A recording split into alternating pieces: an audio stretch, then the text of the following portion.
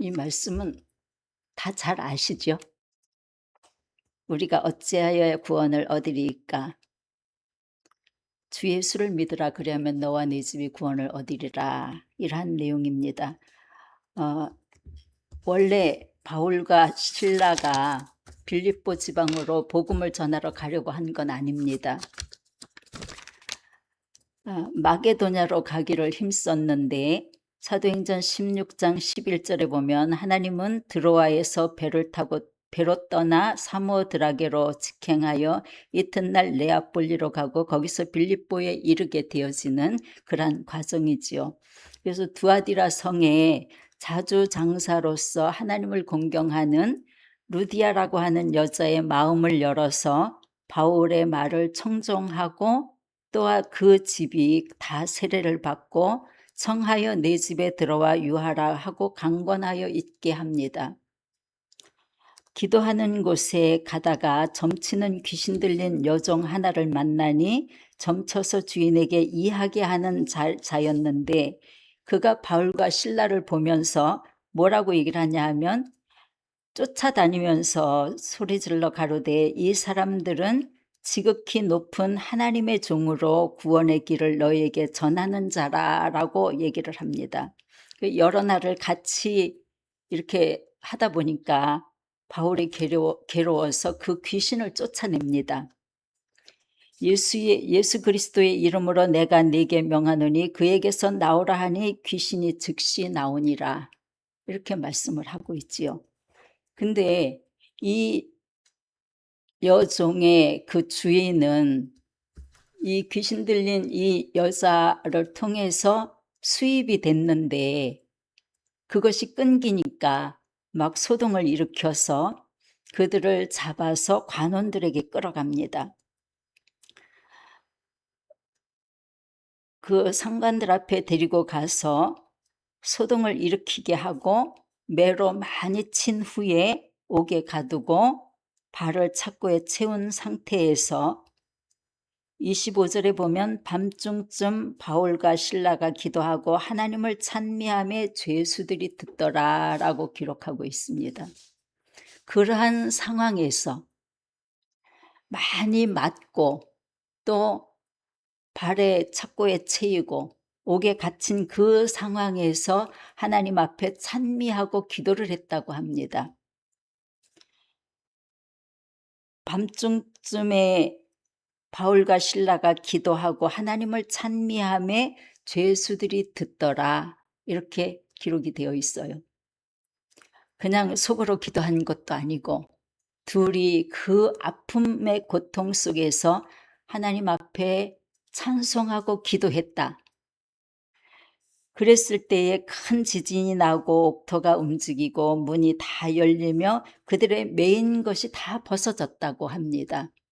얼마나 하나님의 강권적인 역사하심이었는지. 그래서 그들의 간수가 자다가 깨어보니까 그러한 엄청난 사건이 일어난 거지요.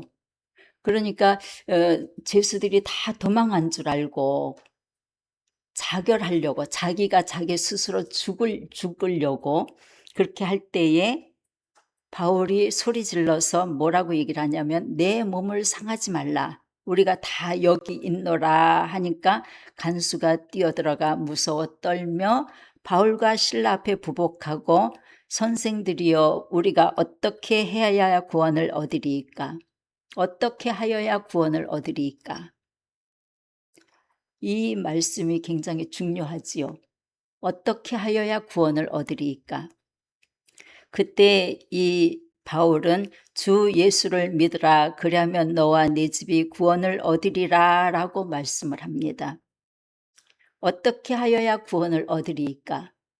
주 예수를 믿으라 그리하면 너와 네 집이 구원을 얻으리라. 주의 말씀을 그 사람과 그 집에 있는 모든 사람에게 전하고 간수가 저희들을 데리고 가서 그 매맞은 자리를 씻기고 그리고 모든 사람들이 다 하나님의 말씀을 듣고 자기 집에 올라가서 음식을 차려주고 저와 온 집이 하나님을 믿었으므로 크게 기뻐했다고 말씀하고 있습니다. 구원의 은혜가 그 간수의 가정에 임하여진 거지요. 그래서 우리는 처음에 바울과 실라는 마게도냐로 가서 복음을 전하려고 했는데 하나님이 강권적으로 역사하셔서 빌립보 지방에 감격하게 된 겁니다. 근데 거기에서 그 모든 과정을 하나님이 다 하나하나 직접 개입하시고 간섭하셨다라고 하는 얘기예요. 그래서 어떻게 하여야 구원을 얻으리까? 간수들이 얼마나 놀랐겠어요. 문이 다 열리고 착고가 채인 것이 다 풀어지고 옥토가 움직이고 막 그러한 상황을, 그러니까 어떻게 하여야 우리가 구원을 얻으리까? 이 말이 당연히 나올 수밖에 없는 상황입니다. 그랬는데 주 예수를 믿으라.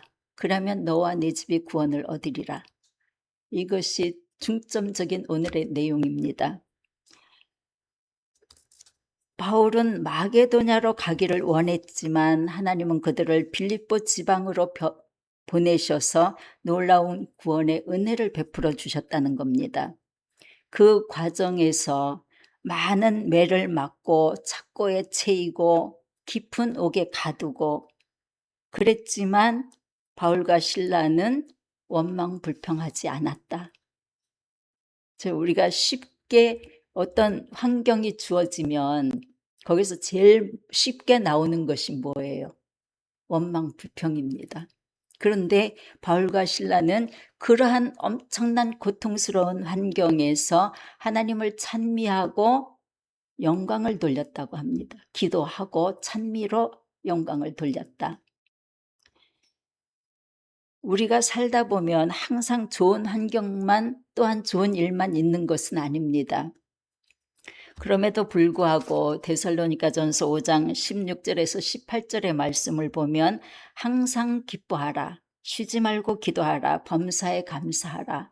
이는 그리스도 예수 안에서 너희를 향하신 하나님의 뜻이니라라고 말씀하고 있습니다. 그래서 우리가 살다 보면 뭐 짜증도 나고 원망도 하고 막 이럴 때가 있는데 그것은 하나님의 뜻이 아니라는 거지요. 어떠한 상황에 있다 할지라도 항상 기뻐하고 쉬지 말고 기도하고 범사에 감사하는 것이 그리스도 예수 안에서 우리를 향한 하나님의 뜻이다. 이 말씀을 생각하면 정말 우리가 짜증내고 원망하고 불평하는 것이 얼마나 하나님 앞에 부끄러운 삶인지 다시 돌아보게 됩니다. 미국 선교사가 아주 유명한 무당을 전도를 하는 내용이 있었어요. 무당이 예수님을 만나는 놀라운 기적. 바울과 실라가 빌립보 지방에 가서 그 여자아이, 점치는 여자아이의 그 귀신을 쫓아내서 이러한 엄청난 소동이 벌어졌는데 평안북도 정주에 유명한 박수 무당이 있었다고 합니다. 근데 점칠 때마다 얼마나 많은 사람들이 모여드는지 정말 문전성시를 이루는 그러한 상태, 그리고 구판에 불려다니던 소문난 무당입니다. 근데 어느 날 구판이 한창 무르익었다고 할까? 한창 막 시작이 돼서 이제 진행되는 그 과정에서 지나가던 미국의 그 선교사가 그 무당을 향해서 뭐라고 얘기를 했냐면 자식 망할 짓 그만하고 예수 믿고 천당 가시오 라고 했답니다. 그랬더니 이 무당이 얼마나 화가 났는지 버럭같이 화를 내면서 너나 예수 믿고 천당인지 만당인지 가라. 내가 얼마나 유명한 무당인데 내 앞에서 미친 코쟁이가 그런 말을 한다 하면서 참 기가 막힌 일을 다 보겠다라고 얘기를 해요.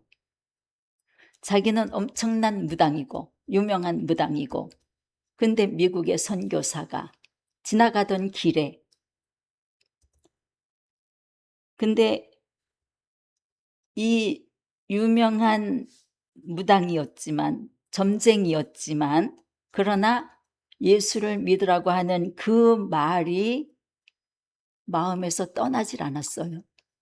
그 다음날 이제 하루 일과를 마치고 자려고 누웠는데 그 선교사가 외친 그 말이 계속 쟁쟁하게 들리는 거예요. 예수 믿고 천당 가시오. 예수 믿고 천당 가시오. 예수 믿고 천당 가시오. 이 3번의 말이 계속 반복이 되는 거예요. 그러니까 막 잠도 못 자고 그러다 보니까 점점 이제 몸이 약해져서 이제 병상에 눕게 됐는데, 그 부인이 그 선교사가 주고 간 전도지를 읽어주기 시작을 했어요. 남편 옆에서 이제 주물러주고 뭐 이렇게 하면서 했겠지요. 그랬는데 갑자기 막 눈물이 쏟아지면서 자기가 주체할 수 없는 그러한 상황. 그래서 몸을 추스려서 그 선교사님이 계시는 그 교회를 찾아갑니다. 찾아가서 선교사님, 제가 잘못했습니다 라고 회개를 하고, 그리고 자기가 그 무당 점쟁이 그거 하면서 쓰던 모든 도구들을 다 선교사님한테 갖다 주고, 그리고 돌아와서 자기의 모든 재산을 다 팔아서 그것을 선교사님에게 가져가서 성전 건축 헌금을 드렸다고 합니다.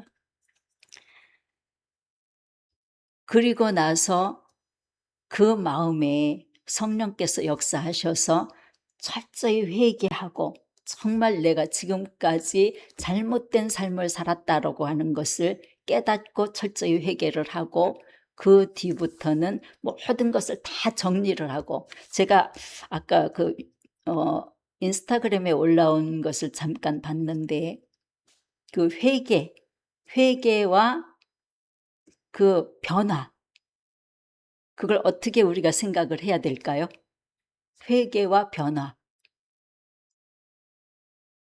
변화도 물론 회개에 조금은 가까이 갈 수는 있지만, 그러나 반성이나 이제 이 어떤 돌이키는 그것에는 조금 미치지 못해요.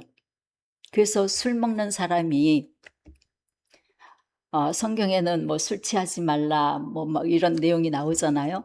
그러면 술 먹은 사람이 밖에서 술 먹고 예배 시간에 교회에 와서 하나님 저 술 먹었어요. 용서해 주세요. 그렇게 회개를 한답니다. 그리고 나가서는 또 술을 먹어요. 그럼 그거는 회개가 아니라는 거지요. 회개는 뭐예요? 회심. 다시 그 상태로 돌아가지 않는 것이 회개입니다. 그래서 진정한 회개가 있으면 전에 했던 모든 것을 다 끊고 오직 하나님의 말씀대로 살아가는 그러한 생활이 되어지는 거지요. 그래서 회개와 반성, 어떠한 뉘우침 이런 것은 굉장한 차이가 있는 거예요. 반성은 내가 잘못했다라고 하고도 또 그 생활을 그 생활에 또 돌아갈 수도 있는 겁니다. 근데 회개는 철저히 회개하고 나면 그 전에 모든 잘못된 것들이 다 끊어지고, 그리고 온전히 하나님 앞에 설 수 있는, 하나님의 말씀대로 살아갈 수 있는 그러한 환경이 되어지는 겁니다. 그래서 내가 교회 가서 회개했어. 그거는 하나의 반성에 불과한 거고, 정말 하나님 앞에 자기 심령을 토하면서 잘못을 회개하는 그 진정한 회개만이 그 사람을 완전히 변화시켜서 정상적인 하나님이 기뻐하시는 모습으로 바꿔줄 수가 있다라고 하는 말입니다. 그래서 이 모든 것을 다 팔아서 교회 성전 건축 헌금으로 드리고 예수님을 영접한 그는 완전히 새 사람이 되었습니다. 그래서 얼마 뒤에 이 아들은 그 선교사님이 데리고 미국 가서 이제 학교 다니게 하고, 거기에서 이제 그 박사 학위를 받고 한국에 돌아와서 교육부 장관을 지냈고 또 연세대학교 초대 총장 누군지 아시겠죠? 연세대학교 초대 총장. 그분이 바로 백낙준 박사입니다. 그리고 그 아버지는 백사겸이라고 하는 성도의 이야기입니다. 한 사람의 진정한 회개가 가정을 바꾸고 또 국가를 바꾸는 힘이 되어지는 겁니다.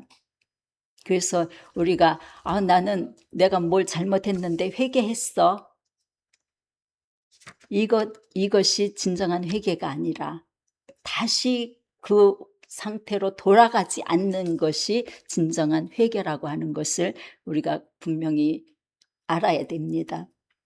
그래서 내가 잘못된 것을 알고 그것을 잘못했다라고 고백하고 다시 그 길을 돌아가는 것은 반성이고, 돌이키지 않는 것이, 돌아가지 않는 것이 회개라고 하는 그러한 내용이지요. 그래서 우리를 구원의 길로 인도해 주신 하나님, 여기서 나 하나의 삶이 얼마나 중요한가를 우리가 다시 한번 생각을 해 보십시다.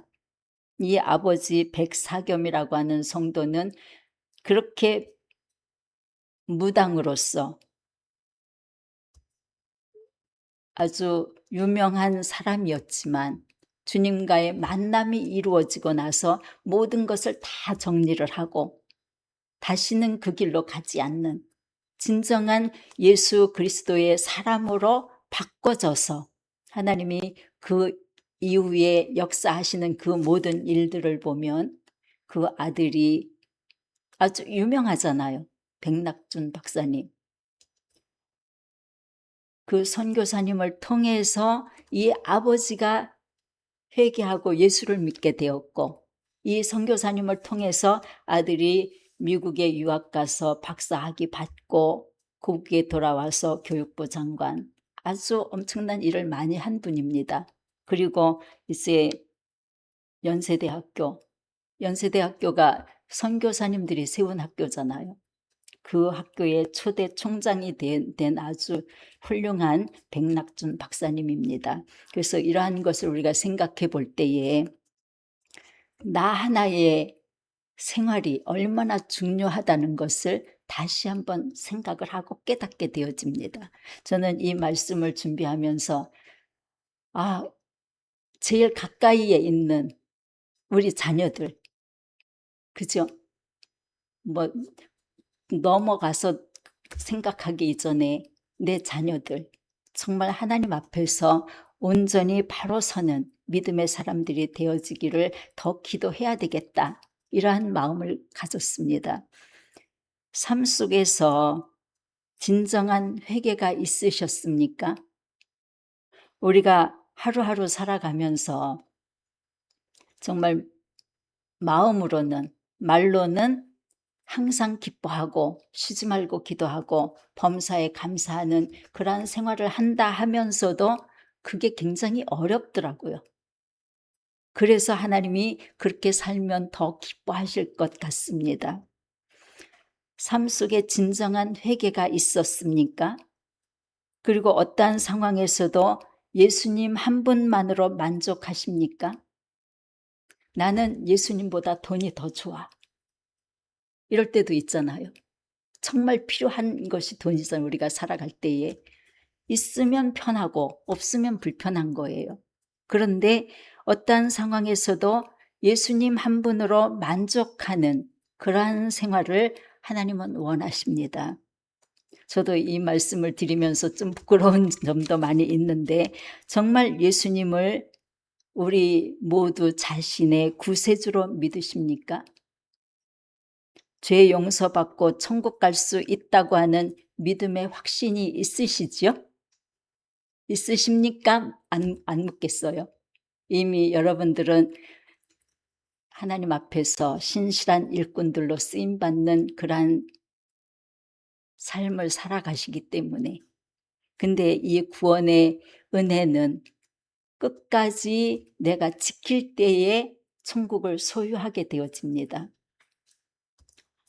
그래서 우리가 오늘 하루도 매 순간순간 주님을 의지하고 주님의 은혜 안에서 살아가는 복된 삶이 돼야 될 줄로 믿습니다. 우리를 죄에서 구원해 주실 분은 오직 예수님 한 분뿐이십니다. 어떻게 하여야 구원을 얻으리이까? 주 예수를 믿으라. 그러면 너와 네 집이 구원을 얻으리라. 이 말씀을 생각하면서 정말 오직 한 분 예수 그리스도, 그분은 우리 죄 때문에 불의의 재판을 받으시고 채찍에 맞으시고 가시 면류관을 쓰시고 손과 발에 못 박히시고 옆구리에 창으로 찔리신 그 주님을 한번 생각해 보십시다. 온몸에 피투성이가 되셨지만 요한복음 19장 30절에 보면 다 이루었다라고 하시면서 운명을 하셨어요. 이 다 이루었다고 하는 것은 무슨 의미일까요? 다 이루었다. 예수님이 십자가의 그 모든 고통을 다 참으시고 다 이루었다. 이 말씀을 하신 그 뜻이 무엇일까? 내가 하나님의 뜻대로 살고 하나님의 뜻대로 십자가에 죽고 이 온 인류의 구원을 위해서 나는 믿음으로 살았습니다. 그러한 의미라고 저는 생각합니다. 하나님의 뜻대로 살았다. 하나님의 뜻을 이루었다. 그래서 우리가 그 예수님은 3일 죽었다가 3일 만에 부활하시고 승천하시고 이제 앞으로 이 세상의 심판주로 다시 오시게 되는 그 예수님에게 우리는 항상 감사하면서 죽도록 충성하라. 그리하면 생명의 면류관을 내게 주리라.